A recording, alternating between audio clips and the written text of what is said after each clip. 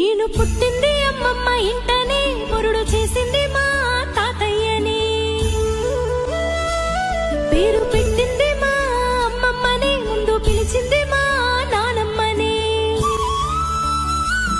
ముద్దులాడరు మా మావయ్యలు, మురిసిపోయారు మా అత్తమ్మలు. మా అమ్మమ్మ ఎప్పుడు కాపలా చూసుకున్నది కంటికి రెప్పలా. లాల పోసింది, జోల పాడింది, బుగ్గ చుక్క పెట్టి